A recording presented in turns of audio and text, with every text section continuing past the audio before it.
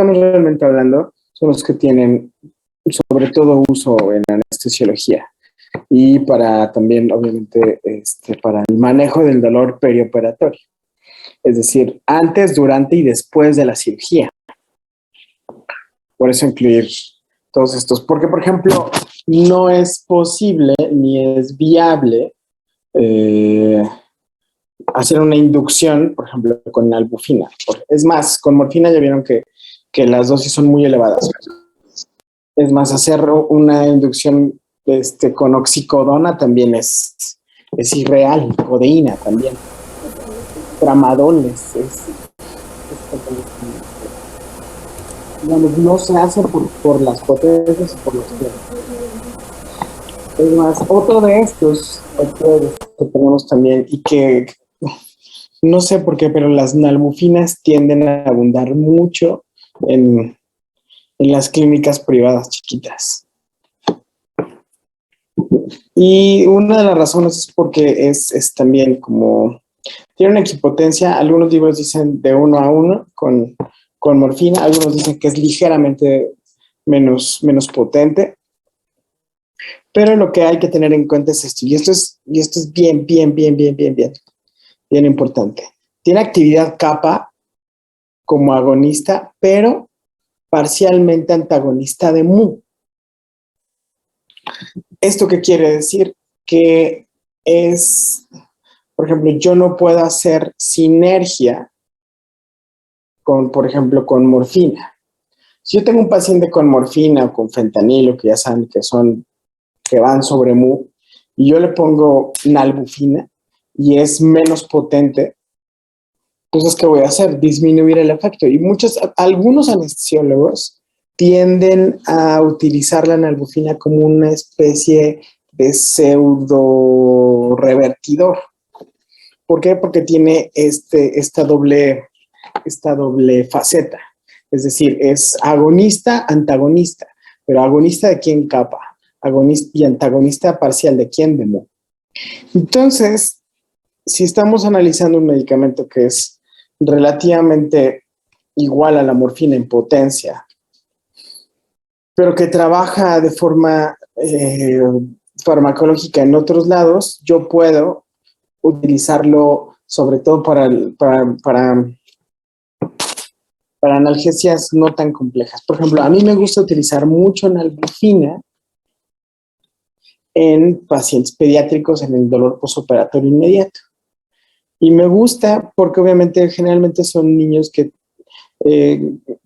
son obviamente cirugías no tan complejas, en cirugías no tan complejas, mejor dicho, y porque esta actividad, este agonista parcial me permite dar ligera sedación con analgesia. Entonces, los niños generalmente les va muy padre porque pues no tienen dolor, se quedan dormidos después de la cirugía y es como más amigable de cierta forma. Su biodisponibilidad es también muy baja y tiene, fíjense, un inicio IV de 2 a 3 minutos. Es decir, tiene un inicio relativamente rápido. Aunque, recordemos, una potencia baja. Y baja, obviamente, en relación a la morfina, ¿no? IM tarda hasta 15 minutos. Tiene un pico a los 30 minutos y tiene eliminación por vía digestiva y por uresis. Entonces, en estas vidas, si se dan cuenta, la alfa es como este tiempo inicial es muy bueno con beta también. Es decir, yo me voy a echar una analgesia postoperatoria inmediata como adecuada a dosis más o menos de 100 microgramos por kilo. Aquí vamos a ver dosis.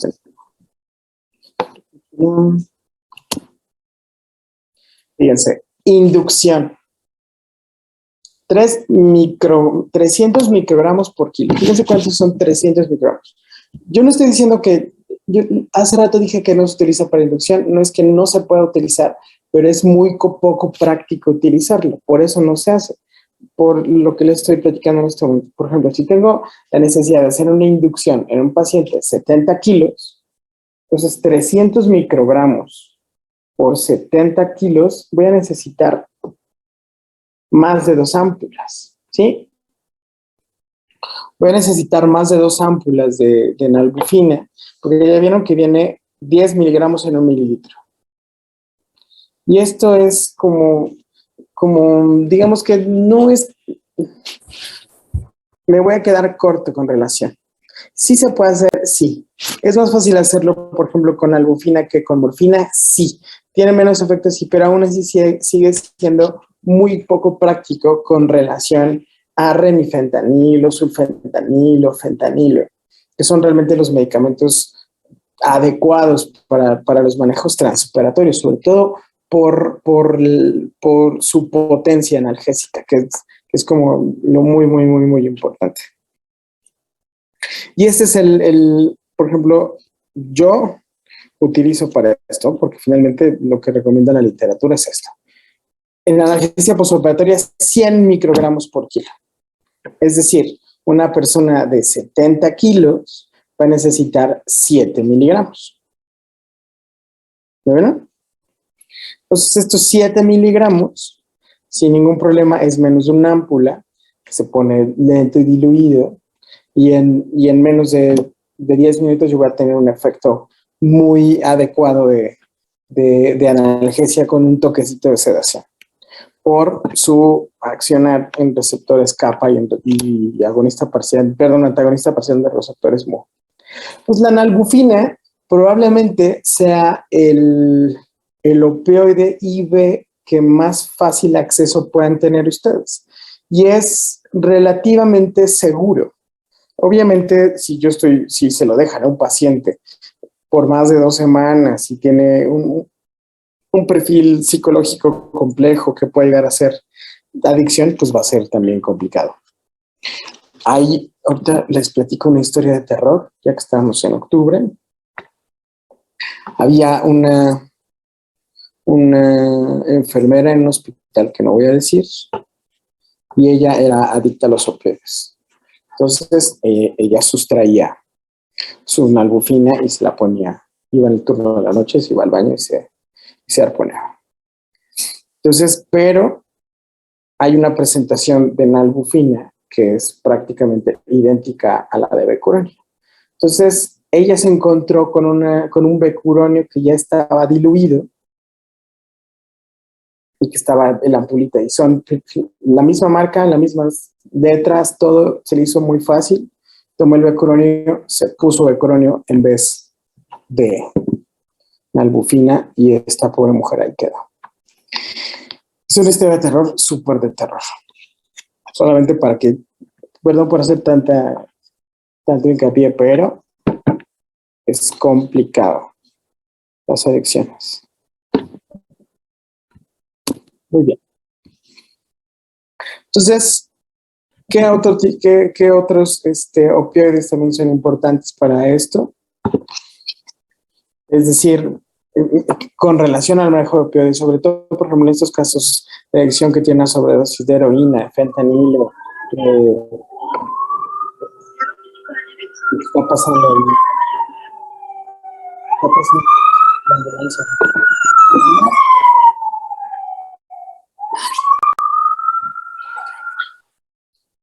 Gracias. Entonces, ¿qué necesito para contrarrestarlos? Un antagonista puro. Y el antagonista puro es la naloxona. Y la naloxona es un antagonista de receptores Mu. ¿Por qué receptores Mu específicamente? Porque tienen que ver, son los más abundantes, son los que tienen que ver con, acuérdense, no solamente analgesia, tienen que ver con depresión respiratoria. Entonces, es el primer antagonista sintético que se conoce. Hoy, actualmente, hay otro que se llama nelbefena. Son específicos de receptores Mu, tiene una biodisponibilidad también chiquitilla, pero fíjense, tiene un inicio de acción rápido. Esto es súper importante. Tiene una duración, un efecto más o menos de 45 minutos. Tiene un inicio de acción adecuado a pH más o menos que explica este desenvolvimiento farmacológico. Se distribuye rápidamente cerebral, que esto es también súper importante para corroborar esto que estamos diciendo aquí arriba. Y tiene principalmente metabolismo hepático y de forma, ya que se metaboliza en el hepático, se desecha a través de uresis. Entonces, ¿qué pasa con las cosas que puede provocar también la naloxona? ¿Sí? Que yo pueda disminuir o que pueda tener o que pueda yo atentar de cierta forma con el flujo sanguíneo cerebral, y esto disminuye la PIC y que puede haber una catástrofe en el sistema nervioso autónomo. Es decir, que pueda de cierta forma, por estos estímulos y por esa interacción a nivel del sistema nervioso central, que yo pueda dar algunas otras alteraciones. Pero es realmente muy raro. Y obviamente yo tengo que seleccionar en qué pacientes voy a utilizar esto, ¿no? El paciente llegó a urgencias con bradipnea, el paciente tiene historial de adicciones, se lo encontraron en su casa y junto había un bote de pastillas y no sabían qué era. Entonces lo ideal es, por ejemplo, ponerle una dosis de naloxona y una dosis de flumazenil. Y de hecho hay protocolos de inconsciencia que checan esto, ¿no?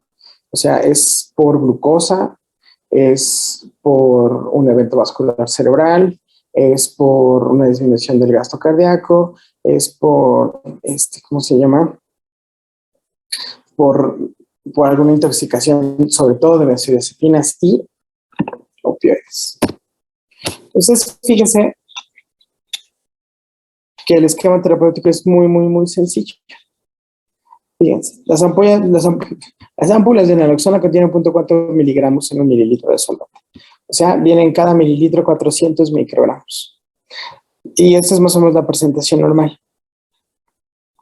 Un esquema posible es más o menos de 0.002 miligramos. O sea, 2 microgramos por kilo. ¿Verdad? 2 microgramos por kilo, ya el paciente es 70 kilos. 140 microgramos, ¿cierto? 140 microgramos, lo que le toca a un paciente, y esperar 2 minutos. Si hay respuesta ventilatoria, porque es el tiempo de acción de la naloxona, pues obviamente, si eso es suficiente para que el paciente regrese a un estado ventilatorio normal o que empiece ya con hiperventilación, tratando de compensar ese aumento del CO2, pues obviamente ahí me quedo, ¿no?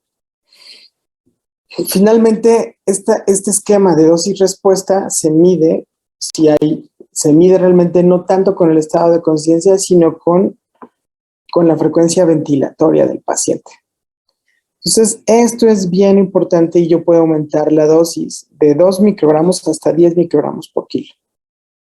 Entonces, si yo llegué a este tope de 10 microgramos por kilo, realmente ya sería inútil seguir intentando con naloxona. Muy probablemente el problema que tiene ventilatorio ese paciente no es secundario a una intoxicación por opioides. Y esto es bien importante, ¿no? Obviamente, si tú sospechas, pues es parte del protocolo atenderlo de esa forma. Pero si no, a lo mejor son benzodiazepinas, a lo mejor es ¿cómo decirlo? Algún insecticida, alguna sustancia también complejona que ataque el sistema nervioso central, algunos insectos venenosos. Pero entonces yo lo que quiero que quede muy claro es que el uso de la naloxona va de los 2 microgramos a los 10 microgramos. Y obviamente con intervalos de respuesta. Y lo que debo realmente de valorar es qué tanto tengo una respuesta ventilatoria.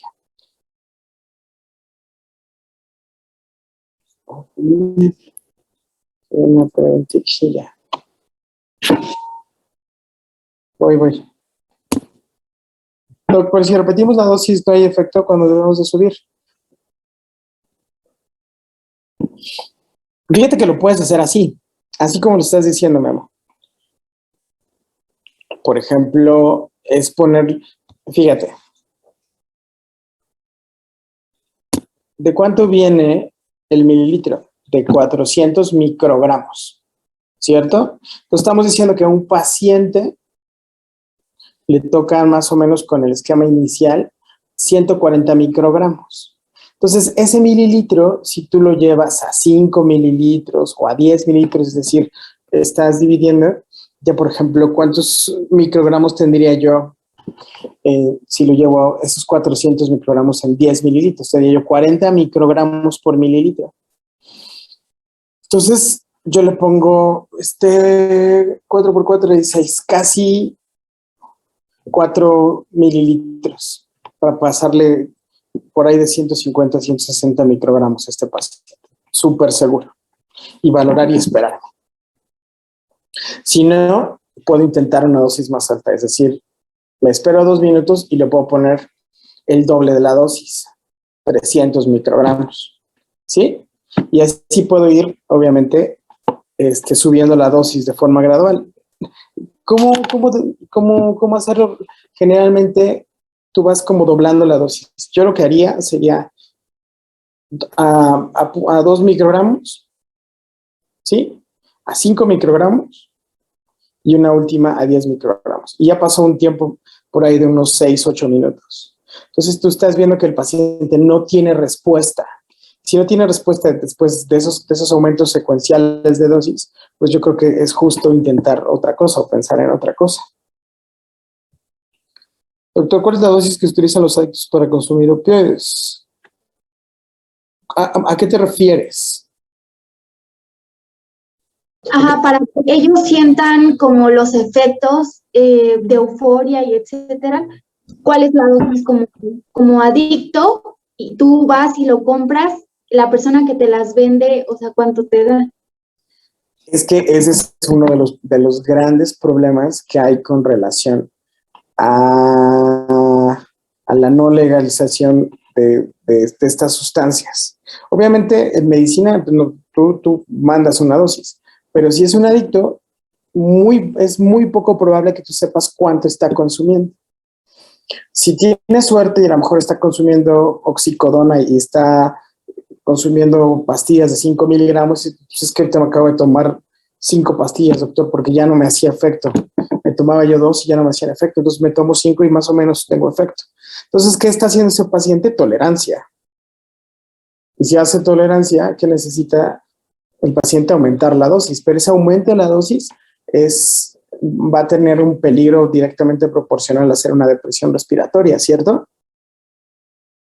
Entonces, por eso los esquemas de reversión no sabes si es necesario, si el paciente a lo mejor tiene una tolerancia, tiene muy poquita tolerancia y con una dosis muy chiquita él tiene este efecto de euforia, o un paciente que lleva mucho tiempo metiéndose cosas y que cada vez necesita consumir más medicamento para tener este efecto.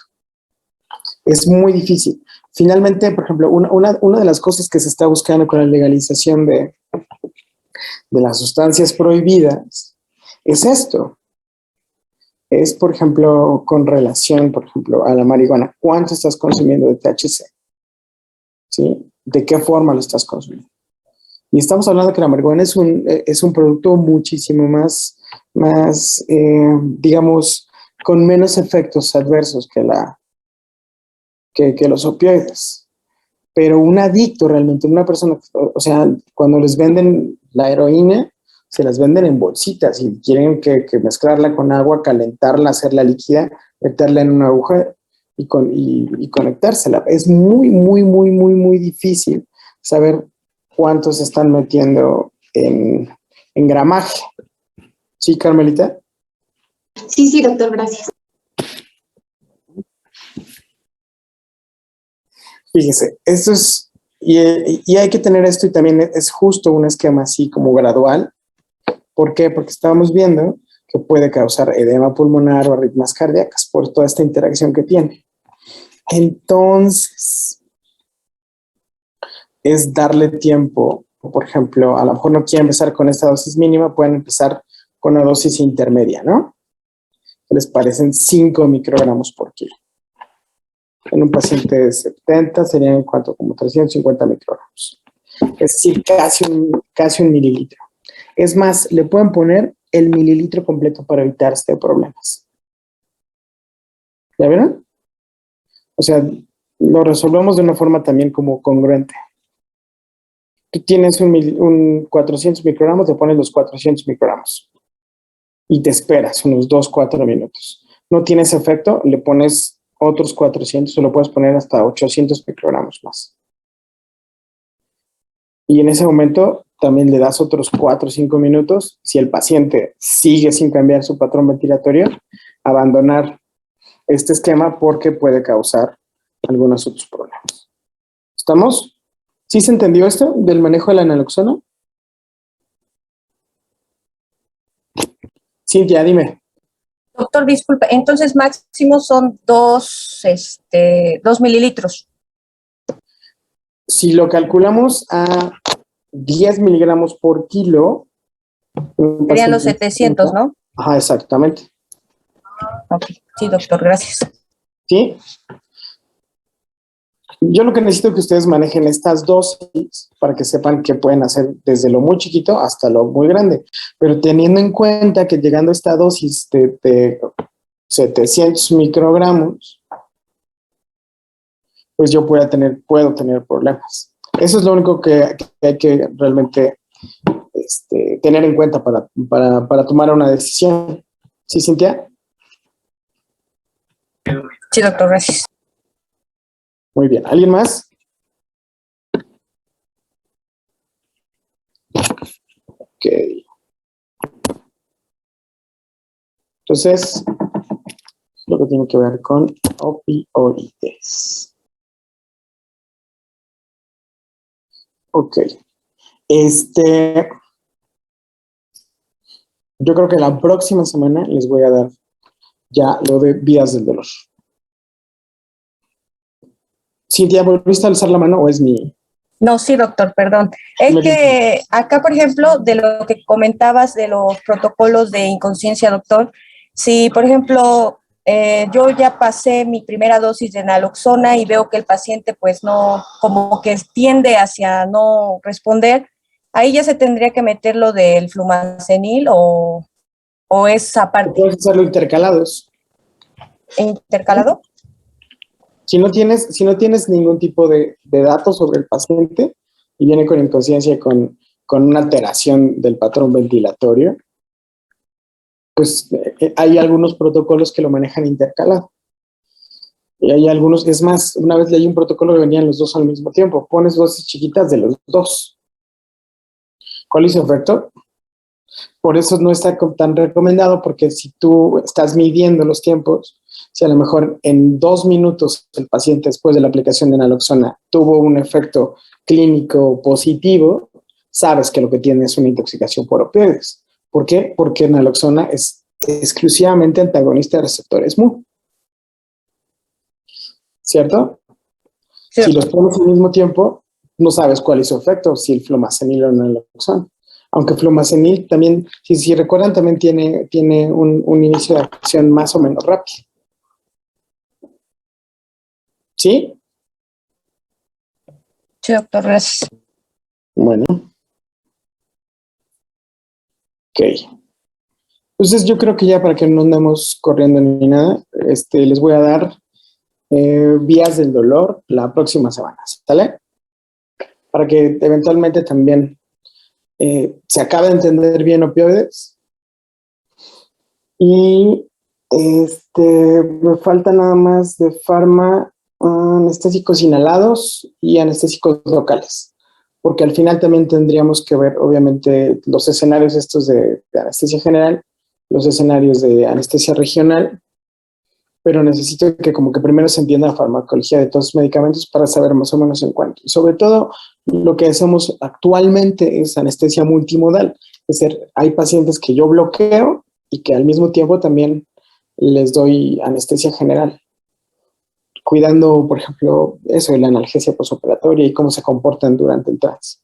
Entonces, por eso me interesa mucho que para avanzar veamos vías del dolor, porque se les va a quedar mejor opioides, y cuando entremos a anestésicos locales y por ejemplo, también cuando vean los manejos completos y los medicamentos que utilizamos como ayudantes en la anestesia, pues se van a entender un poquito mejor. ¿De acuerdo? De acuerdo, Bueno, doctor. entonces nos vemos la próxima semana. Sí, doctor, muchas gracias. Cuídense hartísimo. Gracias, doctor. Adiós, Cuídense mucho. Gracias. Hasta luego. Adiós.